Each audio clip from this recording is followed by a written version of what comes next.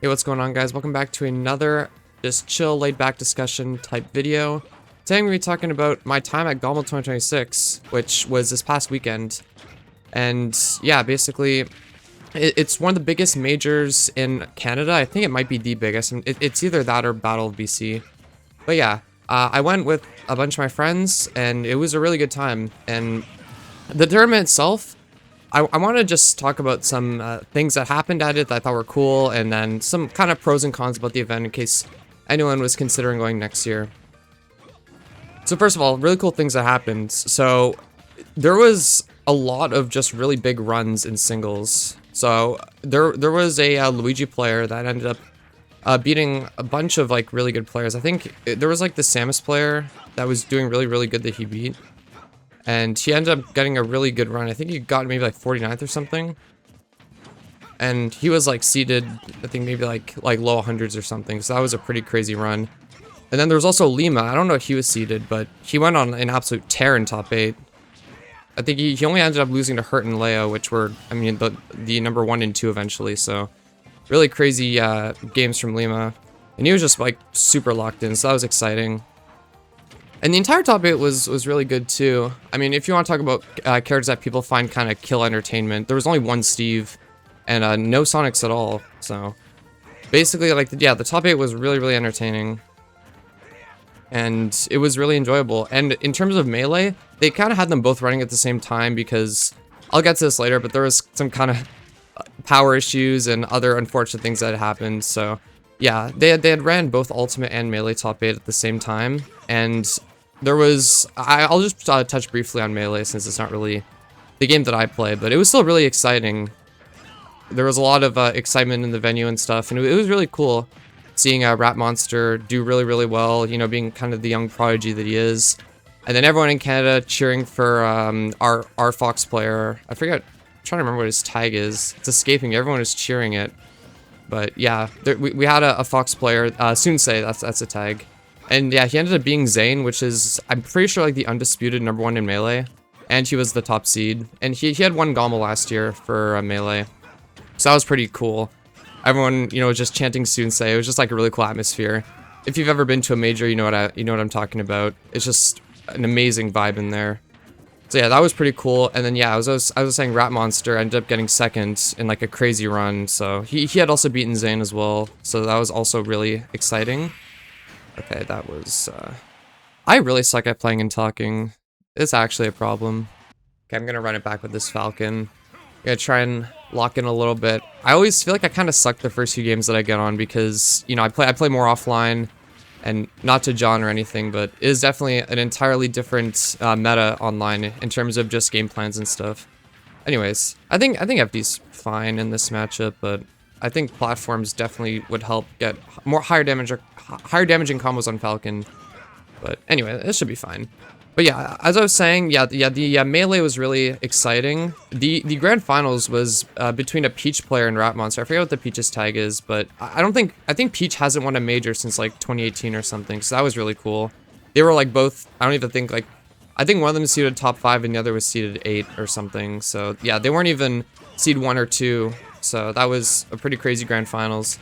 And it ended up going game 5 in the reset. So it was really exciting. I think if Rat Monster would have won, that would have been like, they were both very hyped, but I think the venue would have gone like ballistic if Rat Monster would have won. But yeah, hearing the regional support for Sunsei was definitely really fun. Anytime anyone would cheer for Sunsei's opponent, the entire venue would just dominate their cheers. So that was definitely really kind of like fun, just seeing like the regional support. So yeah, Melee was really exciting, and then Leo went on a really good run, and as everyone knows, Leo's a fan favorite, very exciting to watch. His Joker has just been moving like really good as of late. He won those 2 majors. I forget where they were or what they were, but yeah, he had won those 2 really good brackets. And yeah, his Joker's advantage has just been like insane recently. I feel like he's just been like frame trapping effortlessly, and just really just anytime Leo hits you, you're just taking maximum damage. So that's definitely something that he does, I think, is really helping him kind of get back to his prime, like, amounts of winning and stuff. So, okay, nice. Kind of bodying this Falcon in the rematch. You'll love to see it. So yeah, the top 8s are really cool.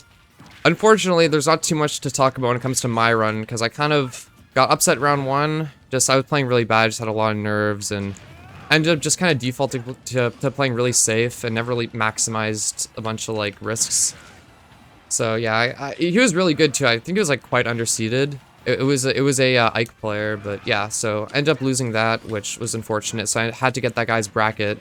I think you see like 300th or something, so yeah, I had to fight a really good player in losers round 3, so I only ended up going 1 and 2, which I'm pretty sure is my worst GOML yet. I've been to 3 of them, and I think I've done better at the other 2, but it is what it is. I got more time to watch my friends and just play friendlies, which it was really fun. I ended up playing with this Duck Hunt player for quite a long time, and I don't have much experience in that matchup, so that was definitely really helpful. Okay, let's see if we can get this restock. I'm at 212. Okay, nice. I should have just ran up. Okay, never mind. Yeah, I didn't predict the #1 online Falcon option, neutral Falcon kick. But yeah, so my run wasn't anything too special, but in terms of runs that a lot of my friends did, I'm friends with, I don't know if you've ever heard these players, but Cake and Ludwig Frog, which are 2 of my region's best players. And yeah, they ended up going on really good runs, and actually what's funny, they ended up both doing so well that they had to play each other in top 64. So yeah, I think they had to play for 17th or something, which is crazy, because neither of them were higher than like seed 40. So that was just really cool seeing them do well. So it kind of makes me feel a little bit better about how I did, but yeah, that was really exciting. Alright, so yeah, I want to go over a few more runs that I was really interested when they happened, and I think are pretty notable. So first of all, in terms of melee, Cola actually went on a crazy run. I think he upset like 4 ranked players or something in top 64. He ended up getting 9th, which is absolutely crazy, and as a big Cola fan myself, definitely was super excited to see that. So yeah, that was really crazy. And then also Zozef, if we're talking more raw results, Zozef ended up upsetting Syrup in top 64 with a reverse 3-stock game 5. So that was absolutely insane to see live. He did like one of the stocks at game 5. He ended up, I think, launching Syrup to the corner with like a sour spot forward air or something, and then he read the jump minecart out of the corner with counter and just killed him like 60%. So that was like, oh my god, the venue just went absolutely crazy when that happened. But I think that kind of brings me to something unfortunate that happened, where almost the entirety of Sunday, which is the top 64 and top 8 day, the power to the venue went out. So that was pretty unfortunate, because it meant that all the they had to put up a generator to run only a few setups, and they had to use the friendlies room and the VIP room for that. So essentially, it was a really small room, and spectators weren't allowed in the room except if you're like recording the set or if you're part of the crew or something. Oh my god, why is he hitting that so consistently? So yeah, unfortunately we had to watch a lot of the sets from a distance or just watch the stream, because, you know, we couldn't see the setups are behind the wall. So the only one we could see was the one that was kind of, like the setup was facing the doorway. That was the only one that we could really see, but it still wasn't the same. It would have been cooler to see a bunch of the top 64 sets, you know, on the big stage and stuff, but the power came back for top 8, and, you know, that's the most important thing. So at least there was that. Okay, yeah.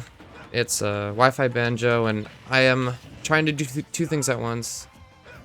I should really stop jawning, but you know what? It is kind of true.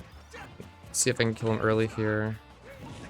Oh, I forgot that is the option that literally every banjo does, and I fell for it. Okay, so more about the venue. So yeah, there was that power issue, unfortunately, because there was a bunch of rain on Sunday. But there was a venue switch, and that's definitely one of the negatives of the tournament, specifically with this year. The old venue is definitely, in my opinion, a lot better. It's just a lot bigger, so the friendlies room was a lot smaller, and then there was a lot less chairs in the main stage until top 8. And even with top 8, like they put a bunch more, but it still wasn't as much as the other venue. And then also, yeah, the location, I feel like it was a little bit worse, because the other one is central downtown, so there's a bunch of stuff to do nearby, a bunch of places to eat. And this other one, it was near the airport, which is good for a lot of players, but yeah, there wasn't much food nearby or much like things to do in general. So yeah, that was definitely a bit of a negative. And also the artist alley and stuff was a lot smaller as well. So there was a lot less vendors. But still, like, the energy in there, it definitely felt like GOML still, but it was a little bit compromised. So hopefully they can get the better venue back next year.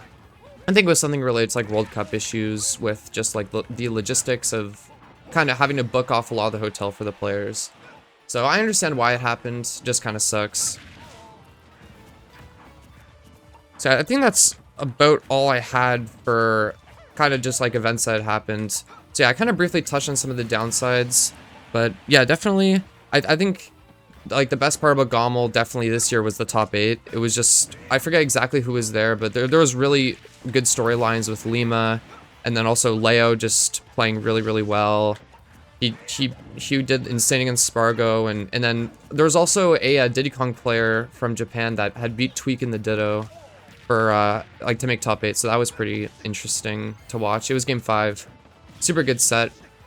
I think, yeah, it was streamed too, so anyone who wants to watch it can, but yeah, I think, honestly, that about wraps it up in terms of, like, my GOML experience. I was just excited to see all my friends and just, you know, play a bunch of friendlies with other players.